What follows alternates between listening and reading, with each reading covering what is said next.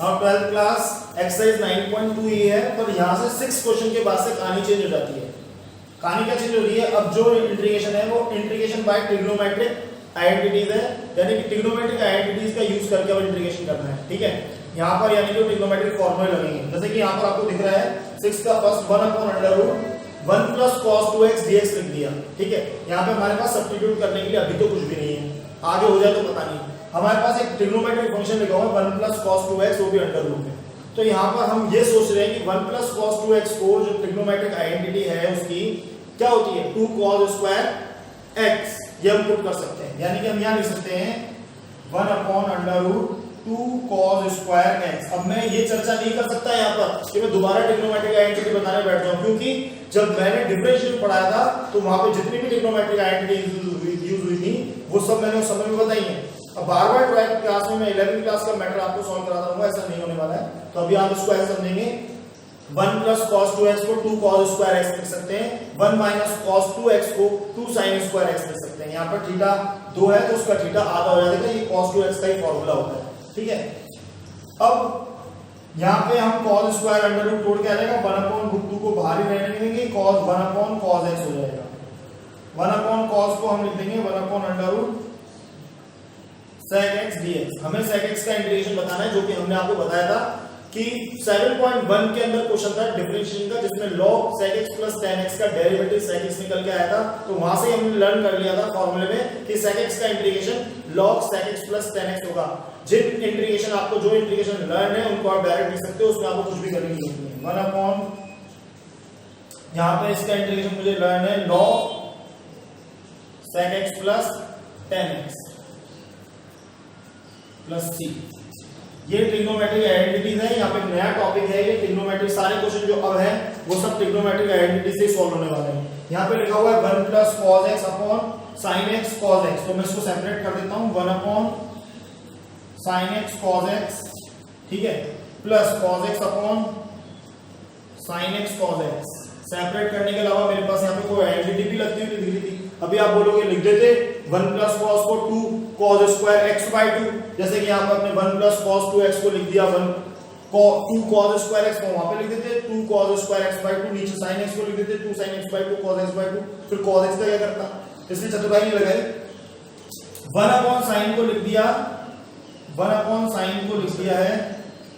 अभी भी इसमें हो सकता है, यहाँ पर हो सकता है कि हम 1 की जगह पे sin स्क्वायर + cos स्क्वायर लिख दें, सेपरेट कर दें, तो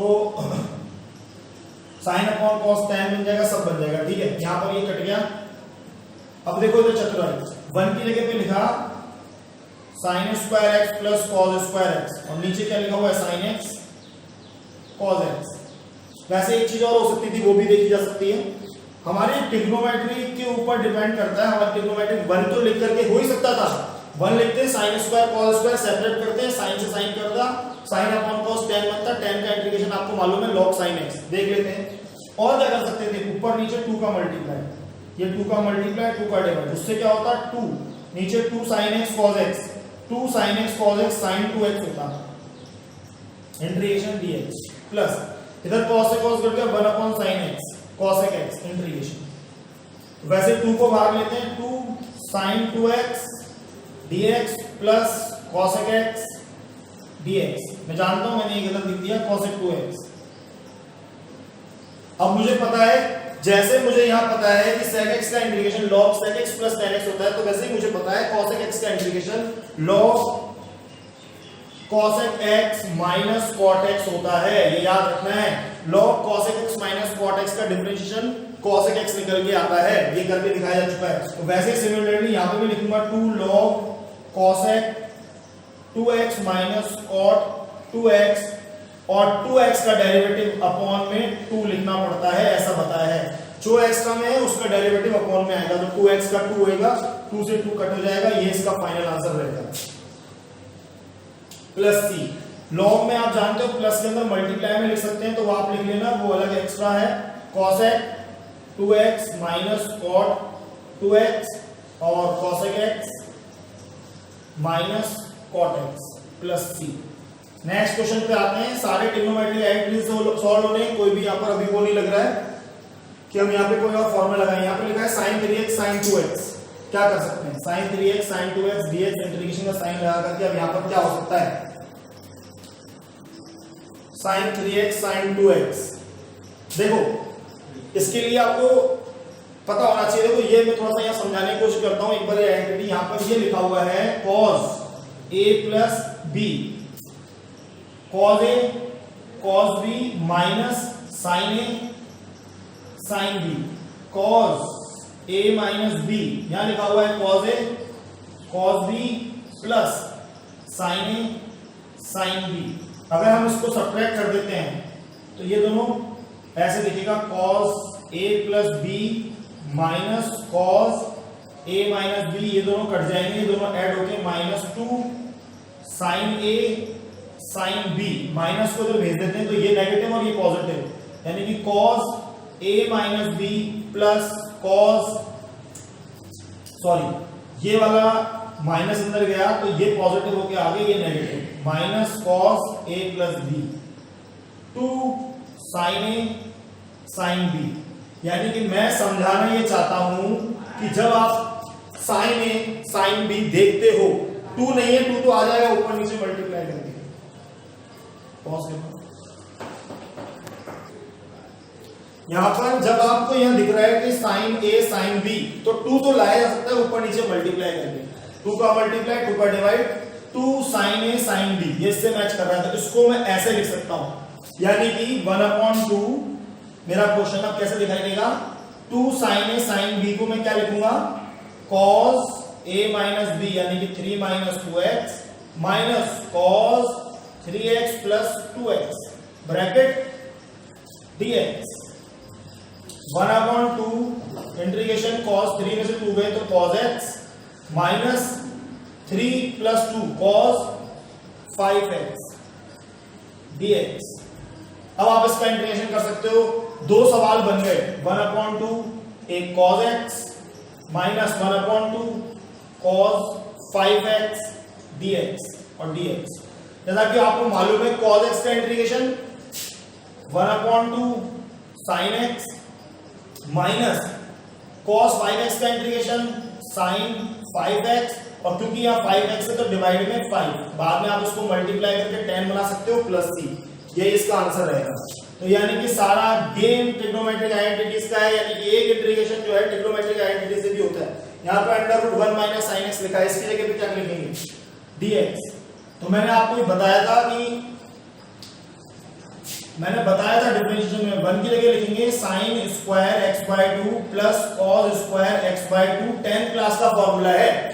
1 क्या होता है, sin square theta plus cos square theta, तो वहीं से मैं 1 की जगह पे यहाँ पे sin square x/2 cos square x/2 लिख सकता हूँ, और sin x की जगह पे -2 sin x/2 cos x/2 लिख सकता हूँ अंडर रूट में। ये ऐसा क्यों किया है, यही स्किल्स चाहिए भैया, ये हर बार होना है, जब भी 1 माइनस साइन या 1 प्लस साइन लिखा हुआ दिखना है कहीं पे भी। डिफरेंशिएशन के अंदर एक सवाल था cot इनवर्स √1 माइनस साइन फिर 1 प्लस साइन फलाना ठीका, तो ये जब भी ऐसा दिखेगा ये करना ही है, ये फिक्स हो गया।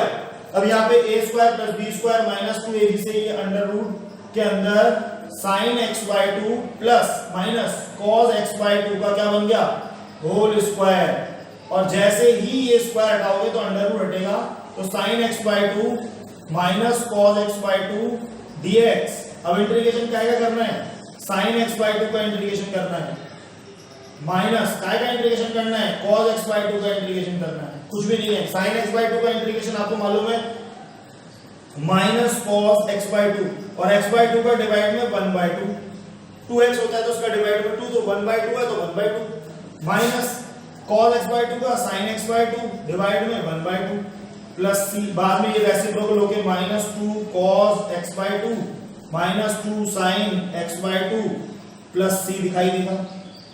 यहां पर दिख रहा है cos की पावर 4। अब ये थोड़ा सा आपके मजे लेगा तो वो आपको देखना है। देखो भाई एक बात बता देता हूं मैं आप सब लोगों को, 12th क्लास ये खेल है ना ट्रिग्नोमेट्रिक आइडेंटिटीज का, ये जिसको ये नहीं पता ना तो उसको उसका कुछ नहीं हो सकता। और अगर ये नहीं पता तो एक काम जरूर हो सकता है कि मैं 11th क्लास के लिए एक वीडियो ट्रिग्नोमेट्री पे शूट करूंगा, उसमें सारे फॉर्मूले, जैसे मैं 11th क्लास को सारे फॉर्मूले बताता हूँ वैसे सारे फॉर्मूले बताऊंगा, तो उसमें आपका भला हो सकता है, उसको देख लेना। ठीक है, चैनल सब्सक्राइब मत करना, कहते मुझे कोई जरूरत नहीं है। cos की पावर 4x dx। तो cos की पावर 4x dx। अब यहां पर आपको सोचनी पड़ेगी आइडेंटिटी cos की पावर 4x में कौन सी आइडेंटिटी, हमें तो पता ही नहीं है। तो मैंने बोला कि ऐसे कर सकते हैं क्या, cos स्क्वायर x का होल स्क्वायर, ऐसे कर सकते हैं क्या। और cos स्क्वायर x को क्या लिख सकते हैं, cos स्क्वायर x को क्या लिख सकते हैं, उसका होल स्क्वायर। अभी मैंने बताया कि 1 plus cos 2x equals to 2 cos square x, अभी बताया ना। तो यहां से अगर 2 में नीचे भेज दूं तो 1 प्लस cos 2x अपॉन 2, ये आप लिख सकते हैं cos स्क्वायर x की जगह, यानी कि गेम उन्हीं का चलने वाला है आइडेंटिटीज का। तो ये यहां पे पुट कर दूंगा, तो 1 प्लस cos 2x अपॉन 2 और इस पे ऐसे लग जाएगा होल स्क्वायर। अब इसका होल स्क्वायर खोलेंगे, 1 का स्क्वायर 1 प्लस दोनों को मल्टीप्लाई करके twice 2 cos 2x plus cos square 2x upon 4। अभी भी बात समझने की है, ये हो जाएगा 1 अपॉन 4 dx, ये हो जाएगा 2 upon 4 cos 2x dx plus ये हो जाएगा 1 upon 4 cos square 2x dx। इसका इंटीग्रेशन मालूम है, इसका इंटीग्रेशन मालूम है, पर अभी फिर बात चली cos स्क्वायर 2x का इंटीग्रेशन वापस नहीं मालूम है। फिर सोचना पड़ेगा कि अपन cos स्क्वायर 2x की जगह ले सकते हैं। तो आप समझो, अगर यहां पर x था, ये आइडेंटिटी साथ में बताइए, यहां पर x था तो यहां पर 2x था। अगर यहां पर 2x हो जाएगा, यहां पर x था तो उसका ट्वाइस यहां था, अब यहां पर 2x हो जाएगा तो यहां पर उसका ट्वाइस क्या हो जाएगा 4x। 1 plus cos 4x upon 2, यानी कि इसकी जगह पे 1 प्लस cos 4x अपॉन 2 लिखना पड़ेगा, तब इंटीग्रेशन कर सकते हैं। जब तक इसकी पावर खत्म नहीं होगी तब तक इंटीग्रेशन पॉसिबल नहीं हो पाएगा।